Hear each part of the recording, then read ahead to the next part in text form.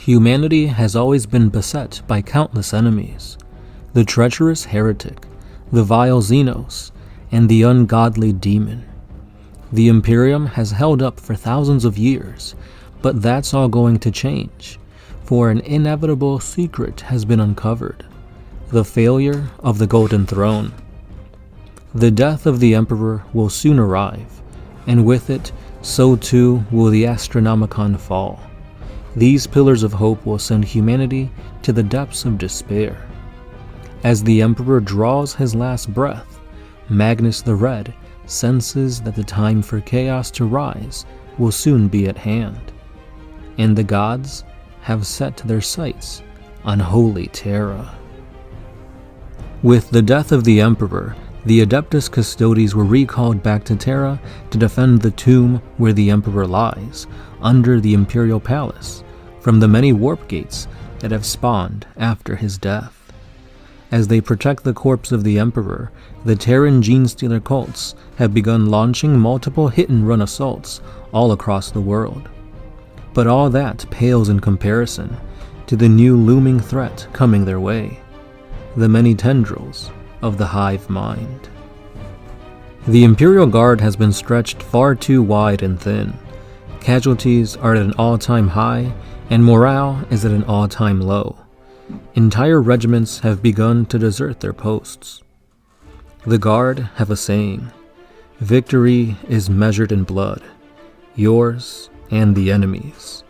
But now it seems that the Astra Militarum has no more blood left to give.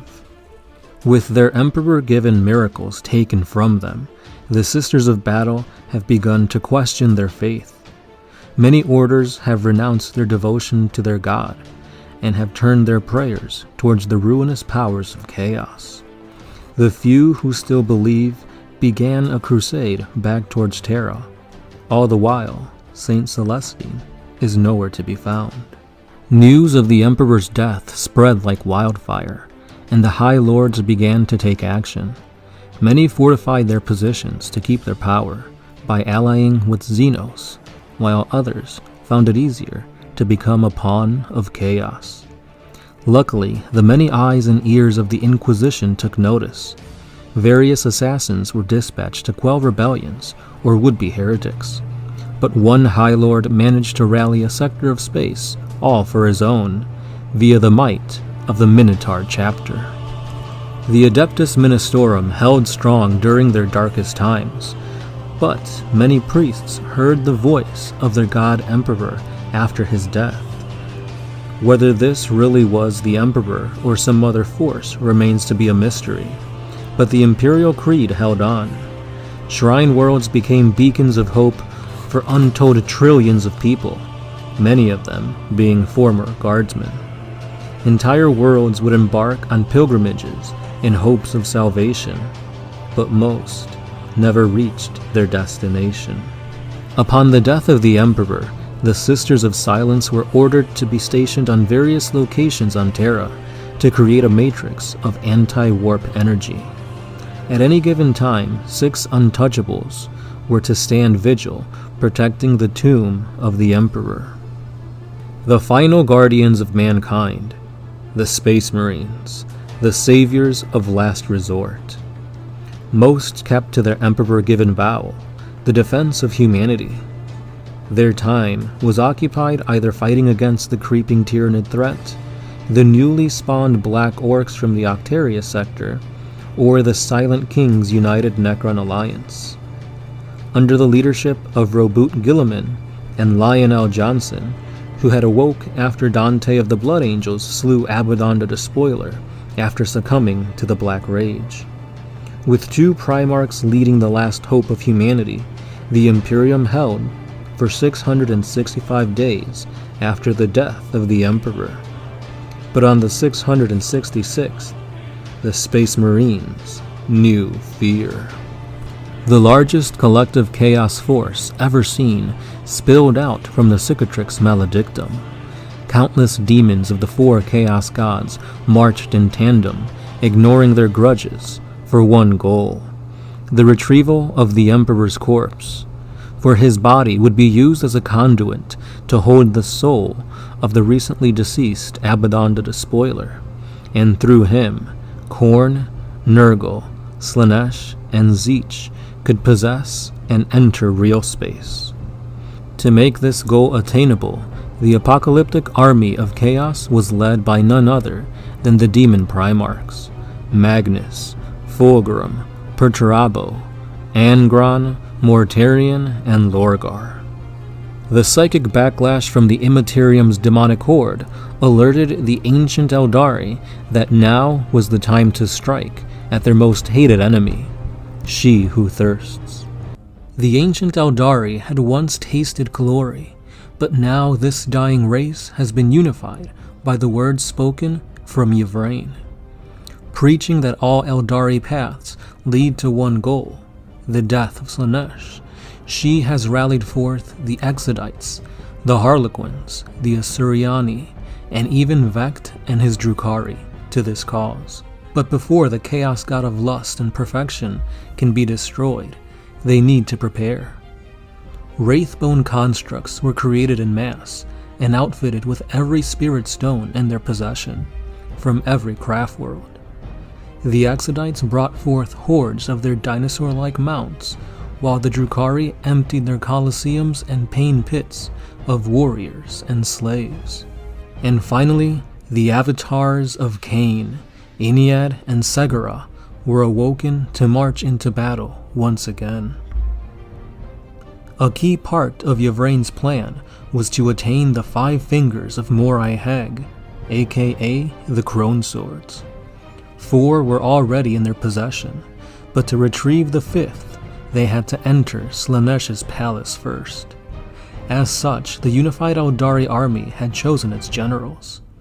The Vizarch, wielder of the Sword of Silent Screams, which absorbs its foe's life essence. Yvraine, wielder of the Sword of Sorrows, that burns its victims to ash. The Incarn, which wields the Sword of Souls, the largest blade that is capable of shape-shifting. Prince Yariel, wielder of the Spear of Twilight, that uses its own wielder's soul to slay its enemies. And the last general, Hasubel Vect, which boasts that he has a secret weapon far superior to any Crone sword. With the groundwork laid out, only one more piece of the puzzle was needed before they would slay Slaanesh, and that is the retrieval of their goddess of life, Isha.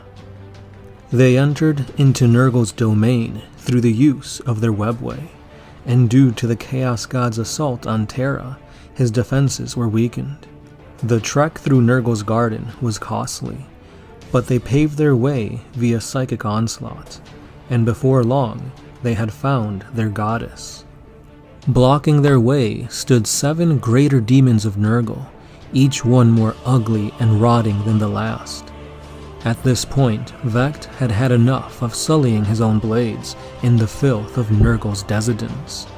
It was time to unsheath his secret weapon.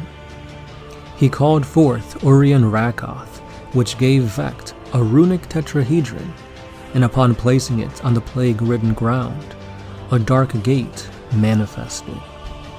A wheezing giant of a man shambled out. Grunting in agony, this flayed warrior ripped off its chains and knelt before Vect. "Give the Khan his sword. Now, attack." The broken, skinless Primarch of the White Scars had been tortured for thousands of years. The pain, both physical and psychological, had conditioned Jagtai to become Vect's lapdog, a weapon that truly did rival the Crone swords. As the Primarch rampaged on, and the Eldari army began to gain ground, Yvraine and the Vizarch retrieved Isha, and they began their retreat into the webway. To cover their escape, the craft worlds of Baal Tan and Dor High crashed with one another, creating a massive explosion, wiping out a vast expanse of Nurgle's garden. The Eldari had suffered greatly, but no cost was too great, for their goddess Isha is once again freed from Chaos's grasp. However, Yvraine can't help but think that this was too easy, and perhaps they played right into Nurgle's plan.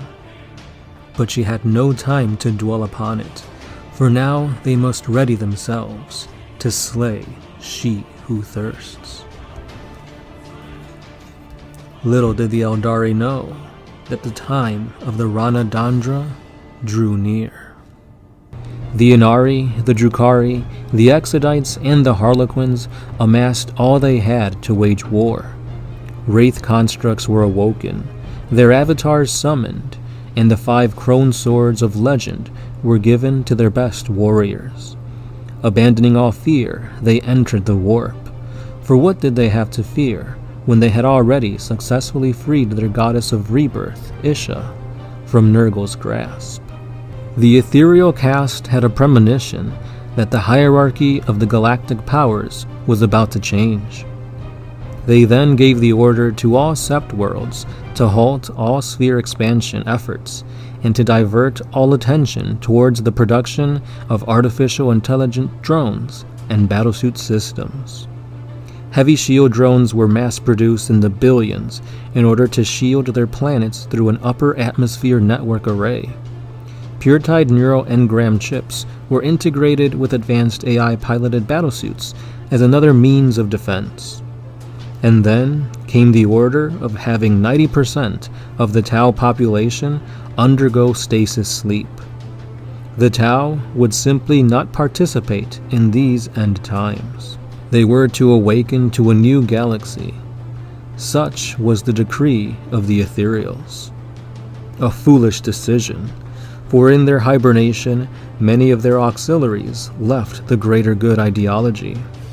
At first, few planets fell to the horrors of the void, until the Black Orcs figured out how to use their teleporters to bypass the defense grid.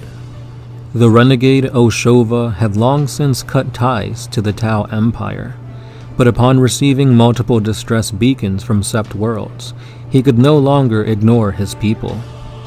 The Enclaves had been expert orc hunters, but these new Black Orcs were bigger, stronger, and much more durable than what they were used to fighting. Countless lives were lost, for the killing blow way of warfare that Farsight taught couldn't account for the destructive fury of these orcs. The war was lost, and the black tide swept across all of Tau-controlled space. Commander Farsight was the lone Tau survivor, the last of his race, all thanks to his relic, the Dawnblade. The immortal body of this hot-blooded warrior would forever battle against these black orcs, a ghost attempting to avenge a dead race. A heroic yet hopeless act. The death of the Emperor also meant that the Omnissiah was gone. The belief in the machine spirit drove the legions of Skitarii towards the stars to continue their search for an STC that could revive the machine god. Many Forge worlds were left empty as the Admech became a spacefaring faction. But Belisarius Cawl took a different approach. He integrated himself directly into the Martian Forge, becoming one with the planet. The unified Chaos Army cut a swath through any and everything in their way towards Terra. Entire worlds were swallowed by their ruinous maws, armadas torn to shreds, and in their wake, more joined their ranks by pledging themselves to the Chaos Gods. Chaos was only one step away from reaching the Imperial Palace, but they had to get through the sentient planet of Mars first. Guilliman and his forces ready to back up Cawl, but a Vox was sent out to tell them to stay back. Mars then began to quake, and the blood-red sands split open. From deep within the world's core, a massive arm burst forth. A roar heard across the galaxy signaled the birth of an uncharted Catan. The Void Dragon arises. As the ancient star god battles the demonic horde, more and more battle barges arrive, both traitor and loyalist. The war across Mars quickly becomes too destructive as many Titan-class war machines go apocalyptic. Guilliman notices that both the Forge and the Void Dragon are struggling, and he orders for all Imperial forces to push forward. Were it not that chaos is the weakness of the Catan, then perhaps they could have repelled the demonic horde.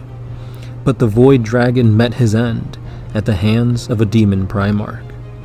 Lorgar, which was being buffed by Magnus's magic, beheaded the Catan with the use of Dracnian. The explosive backlash of a god's death sent a chain reaction of blasts all across Mars, and the planet could hold on no longer. Any Psykers still able to attempted to shield their forces from the planet-sized explosion that came, but it was for naught. Both armies suffered an excruciatingly high amount of casualties. Even more so perished in the ensuing black hole created in Mars's wake. Until finally, a heavily damaged Magnus managed to expel the black hole.